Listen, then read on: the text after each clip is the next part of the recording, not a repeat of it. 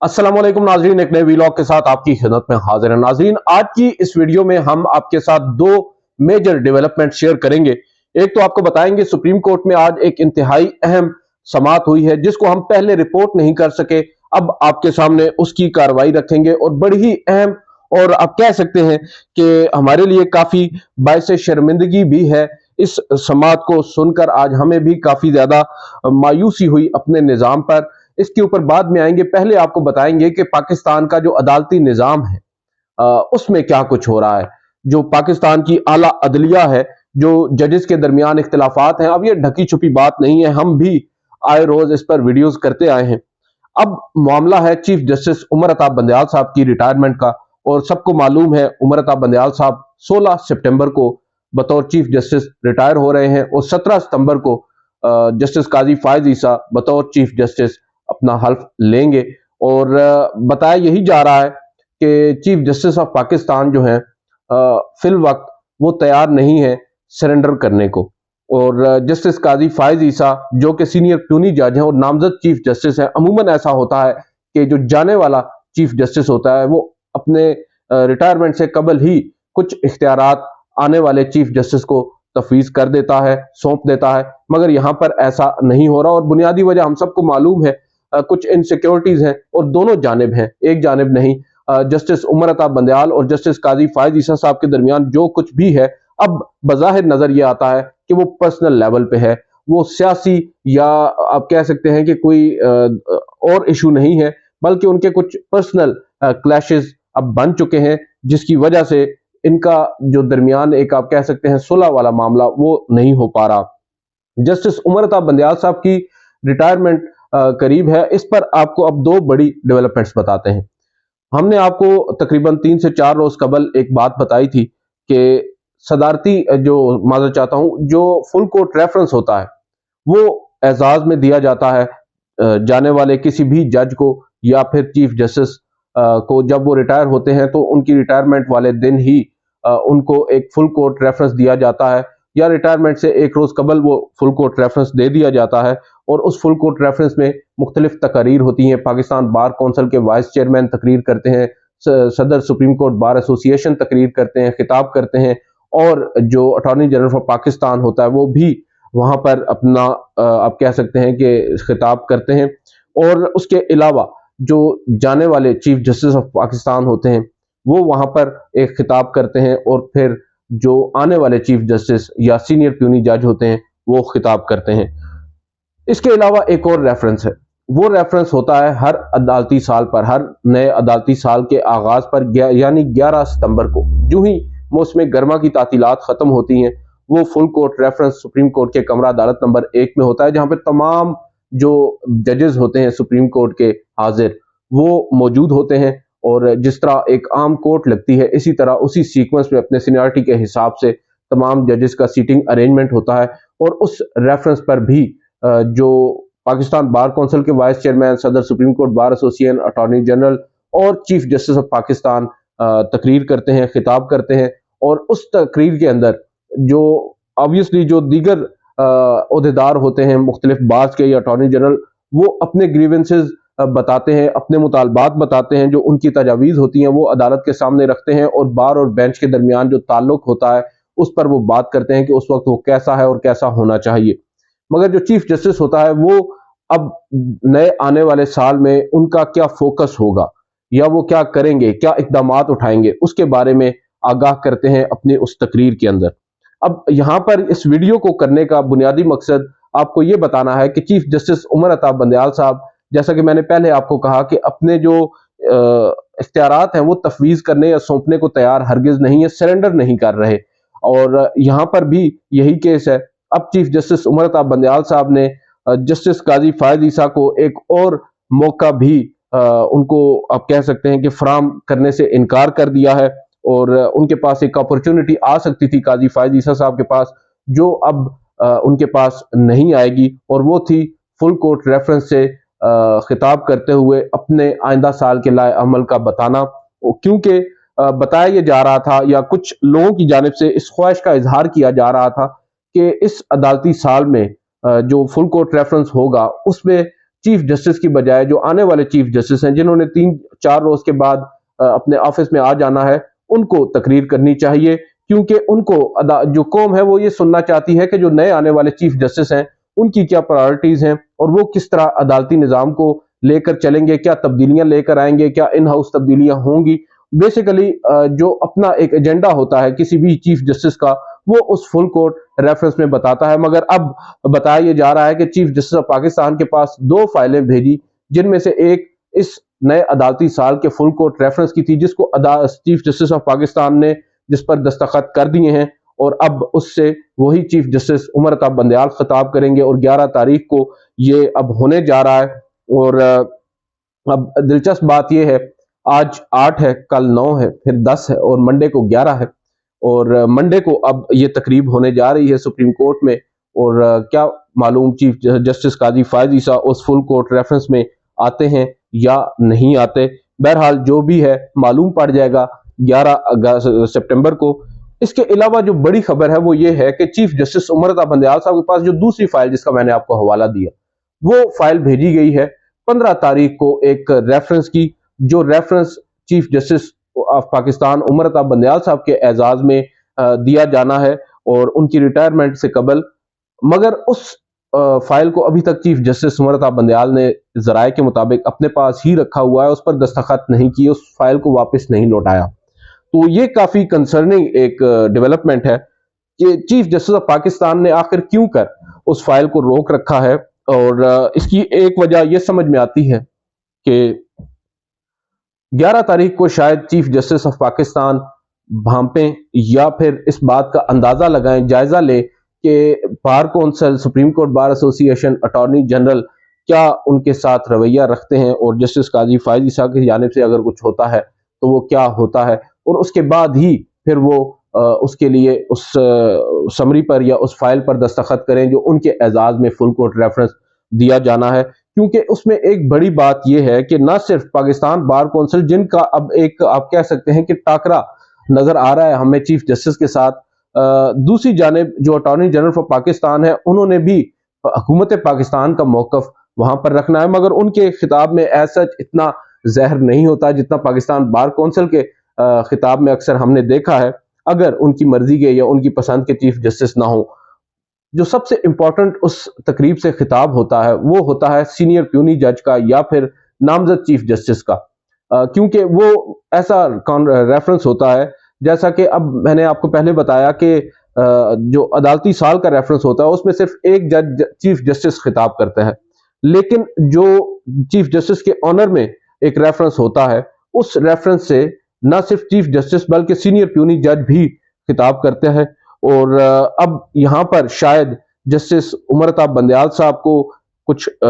اس بات کا خوف ہے یا ڈر ہے کہ شاید جسٹس قاضی فائز عیسیٰ اور پاکستان بار کونسل کی جانب سے کچھ ایسی تقاریر نہ کر دی جائیں جو ان کے لیے امبیرسنگ ثابت ہو سکتی ہیں۔ ماضی میں بھی ہم نے یہ دیکھا ہے، ماضی قریب میں جسٹس مقبول باقر جو کہ آج کل وزیر بن چکے ہیں، وزیر اعلیٰ ہیں سندھ کے نگران، انہوں نے جب ان کی ریٹائرمنٹ تھی اور ان کے حوالے سے ریفرنس تھا ان کی ریٹائرمنٹ سے، تو انہوں نے اس ریفرنس پر خطاب کرتے ہوئے چیف جسٹس عمر عطا بندیال صاحب پر کڑی تنقید کی تھی، اور کافی سخت اور تلخ باتیں انہوں نے کی تھی اس تقریر کے اندر۔ وہ تقریر آج بھی ریکارڈ پر موجود ہے، آپ دیکھ سکتے ہیں، میں بھی کبھی کسی روز فرصت ملی تو آپ کے ساتھ ضرور شیئر کروں گا۔ جسٹس مقبول باقر کی اس تقریر سے بھی شاید جسٹس عمر عطا بندیال صاحب کو اندازہ ہو کہ جسٹس قاضی فائز عیسیٰ صاحب ان کے ساتھ کیا کر سکتے ہیں۔ بہرحال جو ان کے قریبی لوگ ہیں جسٹس قاضی فائز عیسیٰ صاحب کے، وہ تو یہ دعوے کر رہے ہیں کہ جسٹس قاضی فائز عیسیٰ اگر ان کو یہ موقع ملا تو اس طرح کی کوئی تقریر نہیں کریں گے، میگنانمٹی کو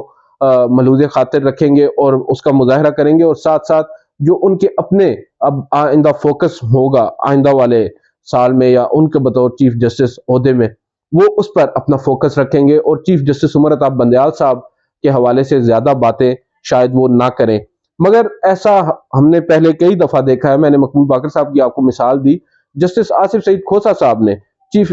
ثاقب نثار صاحب کے جو ریفرنس تھا، میں آپ کو ایک ویڈیو میں پہلے بتا چکا ہوں کہ انہوں نے بھی کافی تلخ باتیں کر دی تھی، حالانکہ بہت اچھی دوستی تھی جسٹس ثاقب نثار اور جسٹس آصف سعید کھوسہ کے درمیان، مگر اس ایک تقریر نے بھی کافی دراڑیں ڈال دی تھیں، اور جسٹس کھوسہ نے ثاقب نثار صاحب کو جاتے جاتے کافی کچھ سنا دیا تھا. تو یہ کچھ وجوہات ہوتی ہیں جس کی وجہ سے شاید جسٹس عمر عطا بندیال صاحب اب پہلے اس بات کو اشور کر رہے ہوں کہ اس طرح کی کوئی بات وہاں پر نہ ہو، اس طرح کی بدمغزی نہ ہو، کیونکہ وہ پھر جانے والے چیف جسٹس کے لیے مزید امبیرسمنٹ کا سبب بنتا ہے. تو یہ اب ڈیولپمنٹ ہے. بظاہر تو نظر نہیں آ رہا کہ جو ججز ہیں ان کے آپس میں جو تعلقات ہیں وہ بہتر ہوئے ہیں اس پچھلے کچھ عرصے میں، جب سے جسٹس قاضی فائز عیسیٰ یا ایون جسٹس سردار طارق مسعود جو ہیں وہ الگ الگ وہ کسی بینچ میں نہیں بیٹھ رہے. اب 2-4 روز قبل ایک ان کی ملاقات بھی ہوئی ہے جس کو کرٹسی میٹنگ کہا جا رہا ہے چیف جسٹس بندیال کے ساتھ، مگر اس ملاقات میں بھی معلوم یہی ہو رہا ہے کہ شاید جو برف ہے وہ پگھل نہیں رہی اور ان کے تعلقات مزید بگڑ ہی رہے ہیں. اب اس میں سرد مہری کا مظاہرہ کون کر رہا ہے یہ تو وقت آنے پر معلوم ہوگا. چیف جسٹس نے کچھ 1-2 اپوائنٹمنٹس بھی اسی دوران کی ہیں، اس ملاقات کے بعد کی ہیں. تو بظاہر نظر یہ آ رہا ہے کہ شاید قاضی فائز عیسیٰ صاحب ان اپوائنٹمنٹس کے بھی حمایت میں نہیں تھے. یہ تو اب ان کے چیف جسٹس کے بطور چیف جسٹس عہدہ سنبھالنے کے بعد معلوم ہوگا اگر وہ کچھ اس حوالے سے کرتے ہیں. تو یہ صورتحال ہے. اب دیکھتے ہیں معاملات آگے کس طرف چلتے ہیں. آج ایک اور ڈیولپمنٹ ہوئی ہے سپریم کورٹ نے. ایک تو آج آپ کو معلوم ہے آڈیو لیکس کیس کا بڑا ہی ایک دبنگ قسم کا فیصلہ سنایا ہے، مگر کافی دیر سے سنایا ہے اور کافی لوگوں نے آپ لوگوں نے اس پر کمنٹس کیے ہیں ویڈیو پر. وہ بڑے ہی ریلیونٹ اور بڑے پرٹیننٹ کمنٹس ہیں. اور اب مسئلہ ہی یہ ہے کہ چیف جسٹس بندیال صاحب نے جب یہ فیصلہ کرنا تھا اس وقت تو انہوں نے کیا نہیں، اور جب حکومت جا چکی ہے تو پھر پیچھے سے ایک فیصلہ پڑھ کر سنا دیا جیسے کسی کو آواز کس دی ہو، جس سے کچھ ہوتا نہیں ہے اور ہونا بھی نہیں ہے. اس کے علاوہ ایک اور آج فیصلہ آیا ہے. وہ فیصلہ آج ایک ٹیکس کا میٹر ہے، اس کی ڈیٹیل میں نہیں جاتے. بیسیکلی ایک ٹیکس کا میٹر تھا، غالباً 2019 کا کیس تھا. جسٹس عمر عطا بندیال صاحب، جسٹس قاضی فائز عیسیٰ صاحب اور جسٹس منصور علی شاہ صاحب پر مشتمل ایک بینچ تھا. اس نے وہ فیصلہ محفوظ کیا تھا جو آج کمرہ عدالت نمبر 1 میں آڈیو لیکس کیس کے فیصلے کے بعد جسٹس اعجاز الحسن کی سربراہی میں 3 رکنی بینچ نے سنایا. اس فیصلے میں سب سے دلچسپ بات یہ ہے کہ وہ فیصلہ جسٹس قاضی فائز عیسیٰ صاحب نے تحریر کیا ہے، اور جسٹس عمر عطا بندیال صاحب جو کہ ہیڈ تھے بینچ کے اور چیف جسٹس ہیں، انہوں نے جسٹس قاضی فائز عیسیٰ صاحب کی رائے سے اتفاق کیا ہے اور ان کی رائے سے اگری کرتے ہوئے جو ججمنٹ ہے اس پر دستخط کیے ہیں. مگر جسٹس قاضی فائز عیسیٰ صاحب کے دھڑے کے ماننے والے سمجھے جانے والے جسٹس منصور علی شاہ صاحب نے اس جسٹس قاضی فائز عیسیٰ صاحب کے تحریر کردہ فیصلے سے اختلاف کیا اور اپنا ایک الگ اختلافی نوٹ لکھ دیا ہے. اور یہ ایک بڑی دلچسپ صورتحال ہوئی ہے، غیر معمولی صورتحال ہوئی ہے. ہم نے گزشتہ چند عرصے میں کم از کم اس طرح کی کوئی بات نہیں دیکھی کہ جہاں پر قاضی فائز عیسیٰ صاحب اور جسٹس عمر عطا بندیال صاحب کسی ایک چیز پر تو کم از کم اگری کیے ہیں، بے شک وہ ایک عدالتی فیصلہ ہی صحیح. ایک اور آج بڑی اہم سماعت ہوئی ہے سپریم کورٹ میں، اور وہ سماعت ہوئی ہے اقلیتوں کے حقوق سے متعلق. میں نے اس پر 2-4 ٹویٹس بھی کیے، مگر ساتھ ہی آڈیو لیکس کا فیصلہ آ گیا تو ہمیں زیادہ وقت نہیں ملا اس پر نہ ویڈیو کرنے کا اور نہ ہی ٹویٹس کرنے کا. اس سماعت کے اندر کافی اہم اور ہوش ربا انکشافات ہوئے ہیں. پہلے آتے ہیں جو سکھ برادری ہے ان کے حوالے سے کچھ اس کیس میں اب آج پیش رفت ہوئی ہے جو سکھوں کے ساتھ ہو رہا ہے پاکستان کے اندر. انفارچونیٹلی جو ان کے بقول ٹارگٹ کلنگ ہو رہی ہے اس پر وہ لوگ سپریم کورٹ میں آئے، اور جو ان کے ایک گرو نانک ویلفیئر سوسائٹی ہے اس کے چیئرمین ہیں سردار بشان سنگھ، انہوں نے آج سپریم کورٹ میں پیش ہو کر کچھ گزارشات کی ہیں. جسٹس اعجاز الحسن بینچ کو ہیڈ کر رہے تھے. انہوں نے کہا کہ ایک تو ہمیں معلوم ہے کہ آپ کا ٹارگٹ کلنگ کا ایشو ہے، دوسرا جو آپ کے گردوارے ہیں ان کو مینٹین نہیں کیا جا رہا، اور ویکیو ٹرسٹ جو ہے اس کے اوپر آپ کے کچھ خدشات ہیں. اور ہمارے پاس جو رپورٹ آئی ہے اس کے مطابق 18 جو آپ کے گردوارے ہیں وہ فنکشنل ہیں اور باقی فنکشنل نہیں ہے، جبکہ کل جو گردوارے ہیں سکھ کمیونٹی کے وہ 40 ہیں، اور کچھ کی مینٹیننس ہو رہی ہے اور کچھ کی نہیں ہو رہی. اور پھر انہوں نے کہا کہ جو اس کے ساتھ پراپرٹیز ہیں اس کی جو رقم آتی ہے وہ رپورٹ کے مطابق تزئین و آرائش جو اس کی ہوتی ہے، جو مینٹیننس ہوتی ہے اس پر لگ جاتی ہے، اور ہم اس پر مزید بھی رپورٹ مانگیں گے، جسٹس اعجاز الحسن نے کہا. اور ساتھ ہی انہوں نے سردار بشن سنگھ صاحب کو کہا کہ ہم آپ کو بھی سنیں گے، اور اس پر سردار صاحب بولے اور بڑا ہی آپ کہہ سکتے ہیں کہ بے باک بولے. انہوں نے کہا کہ ہماری آخری توقع سپریم کورٹ سے ہے، اور یہ سننے والی بات ہے. میں چاہوں گا کہ آپ لوگ بھی اس کو سنیں، اور میں اس کو صرف ان کے خطاب تک ہی رکھتا ہوں کیونکہ ویڈیو آلریڈی کافی طویل ہو چکی ہے. انہوں نے کہا کہ میں چلے اس کو بیچ میں شارٹ کرتے ہیں. میری خوش قسمتی ہے کہ ہمارے جو دادا تھے انہوں نے 1947 میں پاکستان میں رہنے کا فیصلہ کیا ہے. ویکو ٹرسٹ بورڈ کے حوالے سے انہوں نے کہا کہ وہ بنایا گیا ویکو ٹرسٹ بورڈ جب پاکستان بنا، اور جس کی ذمہ داری تھی کہ ہمارے جو گردوارے ہیں ان کا خیال رکھے. اور یہاں پر انہوں نے اس بدقسمتی کے ساتھ یہ بات کہی کہ ہمارے جو گردوارے ہیں ان کا خیال نہیں رکھا جا رہا. اور میں صرف یہاں پر ایز اقلیت، یا آپ کہہ سکتے ہیں کہ ایک سکھ کمیونٹی کے طور پر یہاں پر نہیں کہہ رہا کہ یہ صرف ہمارا مسئلہ نہیں ہے. یہاں پر تو ہم نے دیکھا ہے کہ جو مسیحی برادری ہے ان کی بھی جو عبادت گاہیں ہیں وہ محفوظ نہیں ہے، حتیٰ کہ جو مسلمانوں کے قبرستان ہیں وہاں پر بھی قبضہ مافیا آ چکا ہے. پھر یہاں پر انہوں نے کہا کہ اتہاسی ہمارا ایک گردوارہ ہے جس پر تقریباً ان کے 10 جو گرو ہیں وہ وہاں پر آئے ہیں، اور وہ بڑا تاریخی ہے، اس کا نام ہی خیر اتہاسی ہے. انہوں نے کہا کہ جہاں ہمارے گرو صاحب بھی گئے، گرو نانک صاحب کا انہوں نے غالباً یہاں پر حوالہ دیا. کچھ چیزیں ایسی ہیں جو مجھے شاید اس وقت آبویسلی ہم لوگ سن رہے تھے، اور وہ کیونکہ ان کی ان ناموں سے ہم واقف نہیں ہیں تو میں اس پر ذرا اس کو جنرلائز ہی کروں گا. انہوں نے کہا کہ جہاں گرو صاحب خود جا کر بیٹھے تھے، آج اس جگہ کا کوئی پرسان حال نہیں ہے، بلکہ اس گردوارے کا چھت بھی نہیں ہے.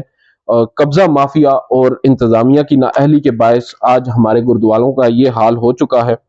اور پھر انہوں نے ایک گرو نانک صاحب کے گردوارے کا حوالہ دیا جو مانگا منڈی میں غالباً لاہور میں ہے، اس کی بھی یہی صورتحال ہے. اور پھر انہوں نے کہا کہ شہیدوں کے حوالے سے انہوں نے کہا کہ جیسا کہ اسلام میں شہید کا ایک رتبہ ہے، اسی طرح ہمارے ہاں بھی شہید جو ہے وہ ہمیشہ امر ہوتا ہے، زندہ ہوتا ہے. پھر انہوں نے ایک 9 لکھا بازار کی بات کی، اس میں ایک گردوارہ ہے. اور یہاں پر انہوں نے ایک بڑی معنی خیز بات کی ہے. سردار صاحب یہ کہتے ہیں کہ گردوارہ تو حکومت پھر بھی بنا دے گی، مگر ہمارے تاریخی گردوارے وہ نہیں بنا سکتی. انہوں نے کہا کہ 160 ہمارے تاریخی گردوارے ہیں. اور کرتارپور کا انہوں نے حوالہ دیا کہ کرتارپور سے ایک اچھا پیغام پوری دنیا کو گیا. انڈیا میں انہوں نے کہا کہ یہ پروپیگنڈا کیا جاتا ہے کہ ہمیں سکھوں کو پاکستان میں آزادی نہیں ہے، مگر میں ان کی اس بات کو ڈینائی کرتا ہوں، اور ایسا قطعاً نہیں ہے. ہمیں یہاں پر مکمل طور پر اپنی آزادی جو ہے وہ حاصل ہے. ہمارے کچھ کنسرنز ہیں جو ہر شہری کو ہوتے ہیں، اور وہ لے کر ہم آپ کے پاس آئے ہیں. اور ہم یہ نہیں چاہتے کہ ہمارے گردوارے جو ہیں وہ بیچے جائیں. اور ساتھ ہی انہوں نے یہ بھی کہا کہ ہم نہیں چاہتے کہ ہمارے گردواروں کو ٹھیکے پر دے دیا جائے یا رینٹ آؤٹ کر دیا جائے. اور پھر یہاں پر پنجا صاحب کی بات کی گئی کہ پنجا صاحب میں جو ایک واہ کینٹ کے علاقے میں حسن عبدال میں غالباً ہے، وہاں پر جو گرو ہیں ان کا پنجا لگا ہوا ہے. کل کو اگر یہ لوگ وہ بھی اکھاڑ دیں تو ہماری جو آئندہ آنے والی نسلیں ہیں وہ تو یہی سمجھیں گی کہ یہ حقیقت نہیں ہے، یہ کوئی افسانہ ہے. اور پھر انہوں نے یہاں پر بغداد کی بات کی کہ ہمارے جو گرو تھے گرو نانک وہ بغداد بھی گئے، مکہ بھی گئے. اور ایک اور انہوں نے بڑی حیران کن بات کی. انہوں نے کہا کہ بدقسمتی کے ساتھ اس ملک میں ہماری جو آبادی ہے وہ کم ہوتی جا رہی ہے. ہم سپریم کورٹ آئے ہیں صرف اس لیے کہ ہم سپریم کورٹ سے آس رکھتے ہیں ہمیں انصاف ملے گا. پاکستان میں وہ یہ سمجھتے ہیں کہ پاکستان ہمارا ملک ہے، اور یہ صرف ہمارا ملک نہیں ہے، یہ ہمارا مکہ اور یہ ہمارا مدینہ ہے. ہمارے گرو نانک یہاں پر پیدا ہوئے ہیں، اور 70% ہماری جو تاریخ ہے، ہمارا جو تاریخی ورثہ ہے وہ پاکستان میں ہے. مگر پھر ہمیں دکھ بھی ہوتا ہے، اور اسی لیے اب مجبور ہو کر آپ کے پاس پیش ہوئے ہیں. ہم آپ سے گزارش کرتے ہیں کہ ویکو ٹرسٹ کو کہیں کہ ہمارے گردوارے لیز یا کرائے پر نہ دیں، کیونکہ وہ عبادت گاہیں ہیں، اور کم از کم 4 دیواری ہمارے تمام گردواروں کی جائے. ہماری نئی نسل کو بھی پتہ ہونا چاہیے. اور پھر انہوں نے یہاں پر جو عدالت ہے اس نے متعلقہ اداروں سے رپورٹ مانگنے کا کہا، اور تمام جو گردوارے ہیں ان کی ایک فہرست سردار صاحب سے کہا کہ آپ بھی فراہم کریں جو آپ کی معلومات ہیں، اس پر پھر ہم مزید آگے ان سے لے لیں گے، انفارمیشن لے لیں گے۔ اور پھر یہاں پر جو ٹارگٹ کلنگ ہے اس کا معاملہ آیا، اور وہ بڑا سنگین ہے۔ انہوں نے کہا کہ جو ٹارگٹ کلنگ ہو رہی ہے ہماری سکھ کمیونٹی کی، اس سے ایک خوف پیدا ہو چکا ہے، ہراسمنٹ فیل ہوتی ہے، انسیکیورٹی فیل ہوتی ہے ہمارے نوجوانوں کو، اور وہ لوگ گھبرا جاتے ہیں، جس پر جسٹس جاز الحسن نے کہا کہ یہ انتہائی انفارچونیٹ ہے، اور ریاست کو مؤثر اقدامات اٹھانے کی ضرورت ہے آپ کی سیکیورٹی کو یقینی بنانے کے لیے۔ آئی جی جو کے پی کے ہیں، حالیہ جو انسیڈنٹس ہوئے ہیں ٹارگٹ کلنگ کے، اس پر وہ ایک رپورٹ، جامعہ رپورٹ جمع کروائیں، اور ساتھ ساتھ جو تمام صوبائی آئی جیز ہیں ان سے رپورٹ مانگ لی ہے، اور جڑوں کا کیس بھی جو ہے وہ عدالت میں آج ٹیک اپ ہوا۔ عدالت نے اب جے آئی ٹی سے ان کی رپورٹ مانگ لی ہے، اور پیارے جو درخواست گزار تھے اس کیس کے اندر، ان کو بھی کاپی فراہم کرنے کا کہا ہے۔ ویڈیو کافی طویل ہو چکی ہے، آپ سے اب نیکسٹ ویڈیو ملاقات کریں گے اور آپ کو مزید اپڈیٹس دیں گے۔ آج کی اس ویڈیو سے اتنا ہی، اجازت دیجیے، اللہ حافظ۔